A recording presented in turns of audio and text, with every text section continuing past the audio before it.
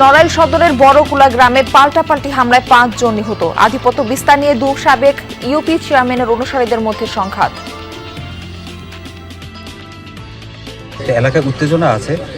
আমরা এখানে আমাদের পুলিশ এবং ইন্টেলিজেন্সের লোক থাকবে যাতে করে ফার্দার কোনো আর মারামারির ঘটনার সৃষ্টি হতে না পারে।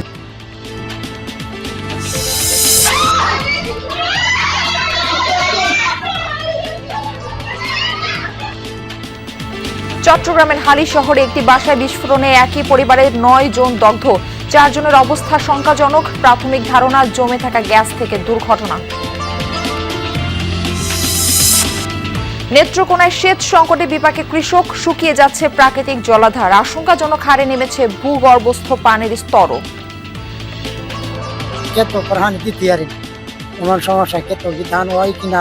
আগে নদীর কারণে আমরা আবার খুব টেনশন করা লাগে, চিন্তা করা লাগে না, পানি ব্যাপ পরিমাণ আছে। নদীগুলো যদি ভালো করে খুদায় তাহলে আমাদের কৃষি করতে ভালো হবে।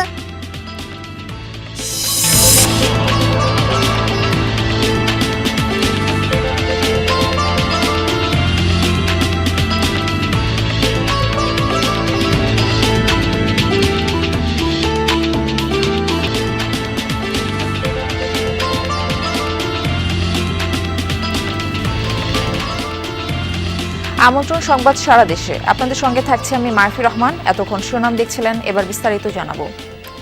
নড়াইল সদর উপজেলায় আধিপত্য বিস্তারের জেরে দুপক্ষের পাল্টাপাল্টি হামলায় বাবা ছেলে সহ ৫ জন নিহত হয়েছে। এই ঘটনায় আহত হয়েছে আরও ৩ জন।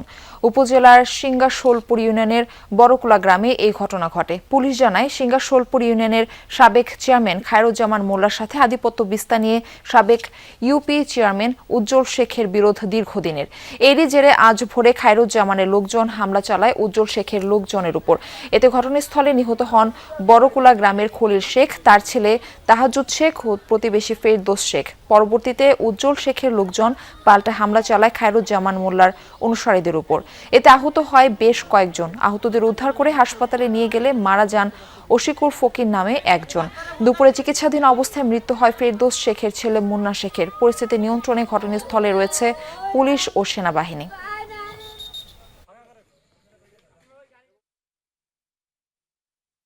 তিনজন মার্ডার হয়ে গেছে, এখানে লোকজনের মধ্যে একটু উত্তেজনা আছে। ৩ জন এই গ্রুপের, একজন ওই গ্রুপের। তো এলাকায় উত্তেজনা আছে। আমরা এখানে আমাদের পুলিশ এবং ইন্টেলিজেন্সের লোক থাকবে যাতে করে ফার্দার কোনো আর মারামারির ঘটনার সৃষ্টি হতে না পারে।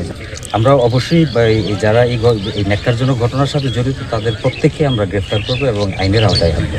এই বিষয়ে বিস্তারিত জানাতে নড়াইল থেকে আমাদের সঙ্গে যুক্ত হচ্ছেন সহকর্মী রাজু শেখ। রাজু, আপনার সাথে কিছুক্ষণ আগে এই বিষয়ে কথা হচ্ছিল। বর্তমান পরিস্থিতিতে একটু জানতে চাই, সেখানকার সার্বিক পরিস্থিতি সব মিলে জানাবেন। যারা জড়িত তাদের ধরার বিষয়ে আইনশৃঙ্খলা বাহিনী কি বলছে, এই বিষয়ে একটু জানতে চাই।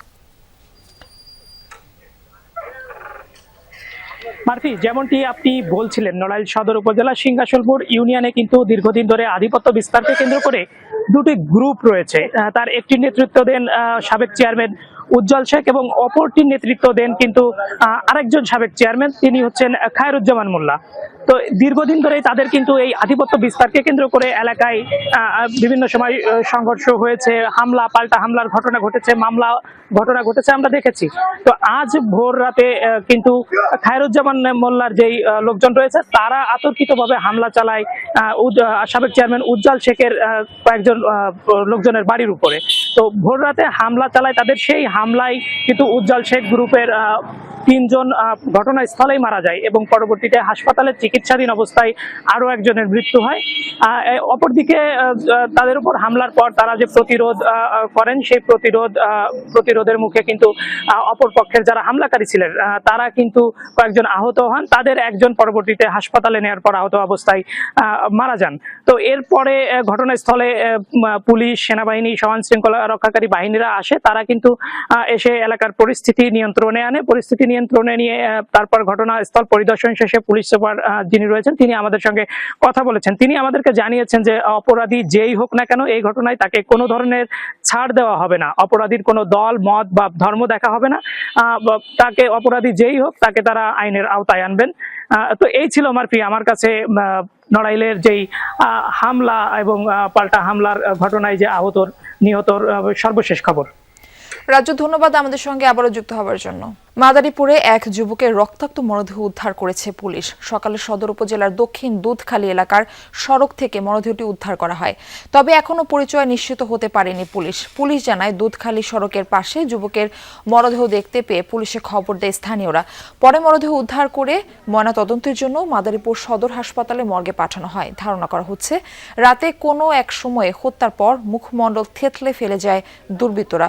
অপরাধীদের ধরতে পুলিশের অভিযান অব্যাহত রয়েছে।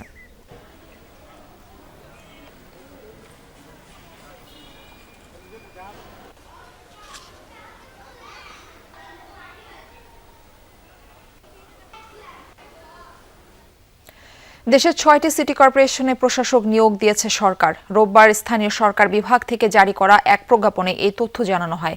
প্রজ্ঞাপনে বলা হয়, স্থানীয় সরকার অধ্যাদেশ ২০২৪-এর সংশ্লিষ্ট ধারার ক্ষমতা বলে কর্পোরেশন গঠন না হওয়া পর্যন্ত অথবা পরবর্তী আদেশ না দেওয়া পর্যন্ত নিয়োগপ্রাপ্ত ব্যক্তিরা সংশ্লিষ্ট সিটি কর্পোরেশনের প্রশাসক হিসেবে দায়িত্ব পালন করবেন। নিয়োগপ্রাপ্ত প্রশাসকরা হলেন ঢাকা দক্ষিণের মোহাম্মদ আব্দুস সালাম, ঢাকা উত্তরের মোহাম্মদ শফিকুল ইসলাম খান, খুলনায় নজরুল ইসলাম মঞ্জু, সিলেটে আব্দুল কাইয়ুম চৌধুরী, নারায়ণগঞ্জে মোহাম্মদ সাখাওয়াত হোসেন খান এবং গাজীপুরে মোহাম্মদ শওকত হোসেন সরকার। প্রজ্ঞাপনে বলা হয়, নিয়োগপ্রাপ্ত প্রশাসকরা মেয়রের ক্ষমতা প্রয়োগ ও দায়িত্ব পালন করবেন এবং বিধি মোতাবেক ভাতা পাবেন।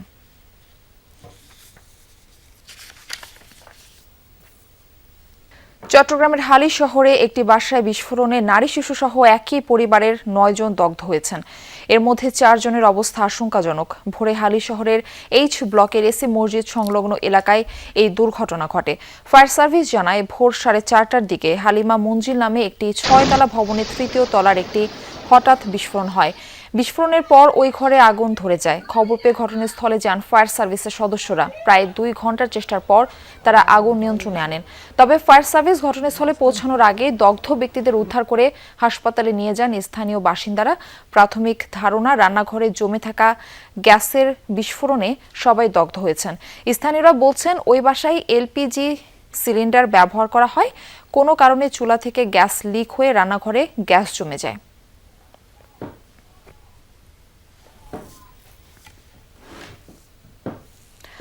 দর্শক, এ বিষয়ে একটু বিস্তারিত জানাতে আমাদের সঙ্গে হালি শহর থেকে যুক্ত হচ্ছেন সহকর্মী আলামিন শিকদার। আমরা যাচ্ছি তার কাছে। আলামিন, ঘটনাস্থলে সার্বিক চিত্র আপনার কাছে একটু জানতে চাচ্ছি। আর বিস্ফোরণ নিয়ে ফায়ার সার্ভিস কি বলছে? যারা হসপিটালে ভর্তি হয়েছেন দগ্ধরা, তাদের অবস্থা কেমন?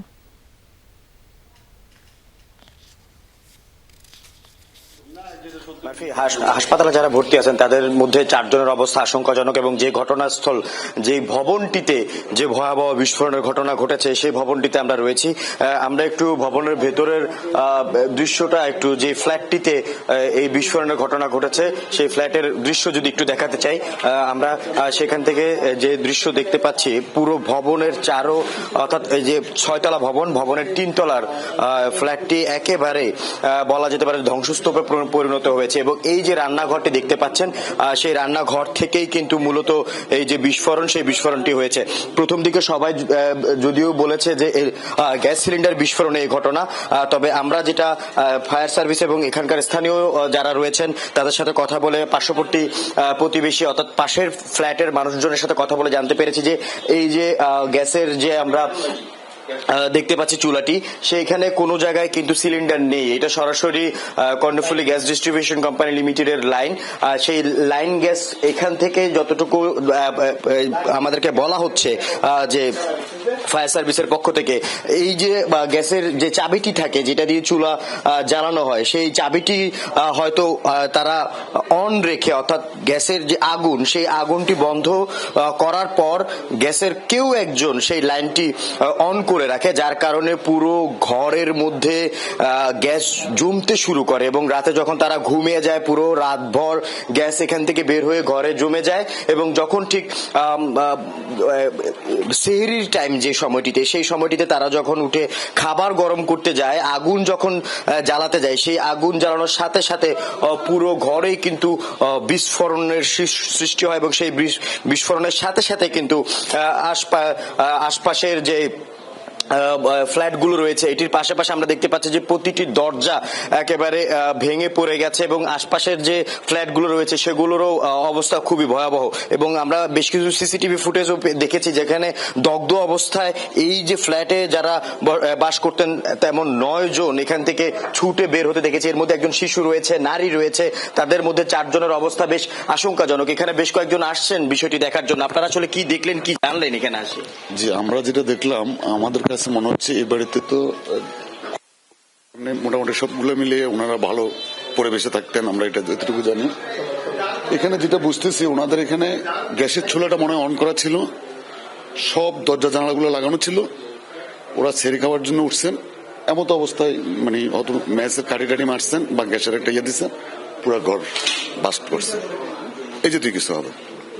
আমরা কথা বলছিলাম এখানে যারা প্রতিবেশীরা রয়েছেন, যারা এখানে এসেছেন বিষয়টি দেখার জন্য, তাদের সাথে পুরো ঘরটি অর্থাৎ যে ফ্ল্যাটটি 3 তলার, পুরো ভবনটি হচ্ছে 6 তলার। সেই ভবনের 3য় তলায় যে ফ্ল্যাটটি এটি একেবারে বলা যায় যে ধ্বংসস্তূপে পরিণত হয়েছে। আমরা এখানে দেখতে পাচ্ছি যে এসির যে কম্প্রেসার থাকে সেটাও কিন্তু একেবারে ব্লাস্ট হয়ে গেছে। অর্থাৎ এই পুরো ফ্ল্যাটটির পাশাপাশি অর্থাৎ এই প্রথম আমরা এখানে আসার পর যে বিষয়টি দেখলাম, এই ফ্ল্যাটের পাশাপাশি আরো 3টি ফ্ল্যাট রয়েছে। প্রতিটি ফ্ল্যাটের কোথাও কোনো জানালার কাজ কিন্তু অবশিষ্ট নেই, সবগুলো ভেঙে গেছে। পাশাপাশি যে লিফটটি রয়েছে সেই লিফটের যে দরজা, সেই দরজাটিও ভেঙে নিচে পড়ে গেছে। অর্থাৎ বিকট শব্দে এই বিস্ফোরণ হয় এবং ঘটনাটি খুবই ভয়াবহ এবং আশপাশের মানুষের মধ্যে আতঙ্কের সৃষ্টি হয়। ফায়ার সার্ভিস আসে ঠিক সকাল ভোর 5:50 দিকে আসলে এই আগুন নিয়ন্ত্রণে আনে এবং এর আগেই কিন্তু যারা দগ্ধ হয়েছেন তাদেরকে উদ্ধার করে স্থানীয় হাসপাতালে পাঠিয়েছে। মারফি।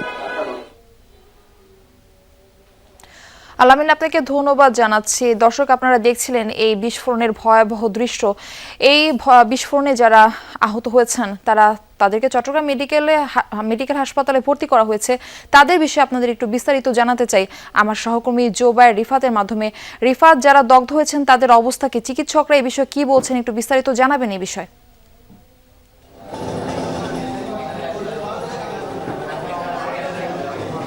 মারফি, একেবারে সর্বশেষ খবর দিয়ে শুরু করতে চাই। এই মুহূর্তে যে খবর, অর্থাৎ আমরা দেখতে পেয়েছি একে একে মূলত 3 জনকে চট্টগ্রাম মেডিকেল কলেজ হাসপাতাল থেকে ঢাকায় প্রেরণের যে আনুষ্ঠানিক আয়োজন, সেই আয়োজন শুরু হয়েছে। আমরা দেখতে পেয়েছি যে অ্যাম্বুলেন্সের যে স্ট্রেচারগুলো, সেই স্ট্রেচারগুলো ওয়ার্ডে ঢুকেছে এবং ওয়ার্ডের বেড থেকে মূলত অ্যাম্বুলেন্সের স্ট্রেচারে তাদেরকে ওঠানো হয়েছে এবং পরবর্তীতে চট্টগ্রাম মেডিকেল কলেজ হাসপাতাল থেকে ঢাকার উদ্দেশ্যে সড়ক পথে মূলত রওনা হবেন তারা।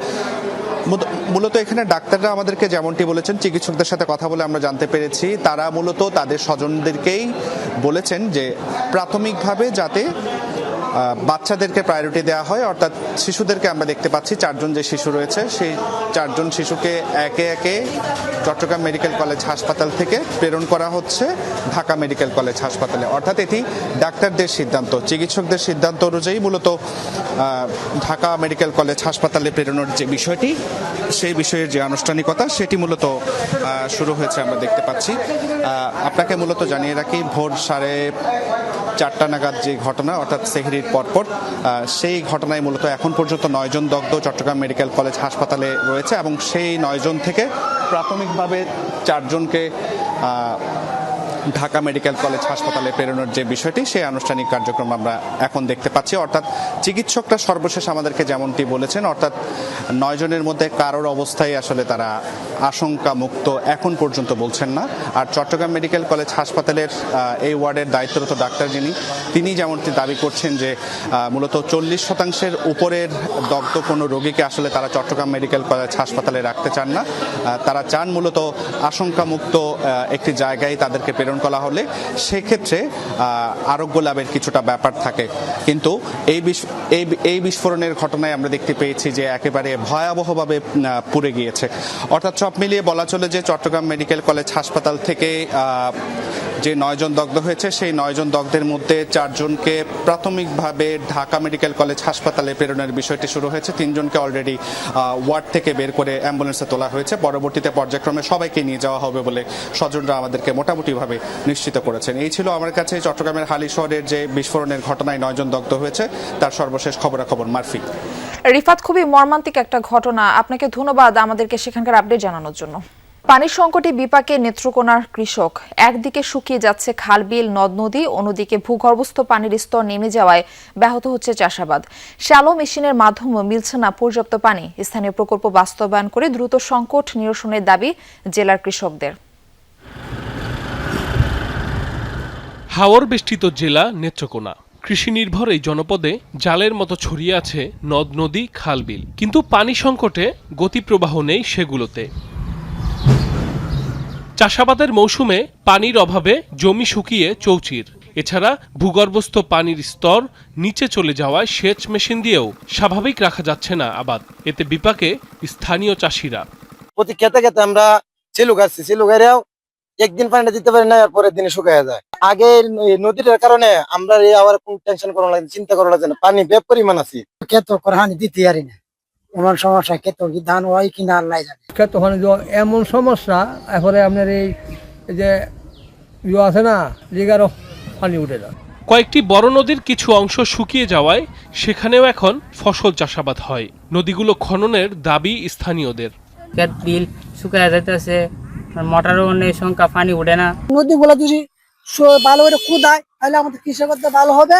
ফসল ইনশাল্লাহ ফসল হবে, কোটি কোটি মন ধান হয় যে ডিঙ্গু তা হতে। পানি উন্নয়ন বোর্ড জানায় জেলার প্রধান নদ নদীগুলো খননে প্রাথমিক জরিপ চলমান। এছাড়া হাওরের খালবিল রক্ষায় খনন প্রকল্প হাতে নেওয়া হয়েছে বলে জানিয়েছেন এলজিডি কর্মকর্তা। সামেশ্বরিক অংশ, ধনু, এই নদীগুলো নিয়ে আমরা একটা বিস্তারিত সম্ভাব্যতা সমীক্ষা করতেছি। এই সমীক্ষাটা প্রায় শেষের দিকে চলে আসছে। তো সেই সমীক্ষার আলোকে আমাদের যে নদীগুলো ভরাট হয়ে গেছে সেগুলো আমরা খননের উদ্যোগ গ্রহণ করবো অতি শীঘ্র। এখানে পানি রিজার্ভ থাকবে, সেই রিজার্ভ পানি দেওয়া হয়তো কৃষক সাপ্লিমেন্টারি সেচ দিতে পারবে। হয়তো পুরা 3 মাস 4 মাস পারবে না, কিন্তু একটা সাপ্লিমেন্ট, যেহেতু মাছকে আমরা মূল টার্গেট করতেছি, তাহলে এই ক্ষেত্রে সাপ্লিমেন্টারি কিছু ইয়া দিতে পারবে। সংকট নিরসনে দ্রুত প্রকল্পের বাস্তবায়ন চায় জেলাবাসী। সাইফ আহমেদ, যমুনা নিউজ। এই ছিল সংবাদ সারা দেশের এখনকার আয়োজনে। এতক্ষণ সাথে থাকার জন্য সবাইকে ধন্যবাদ।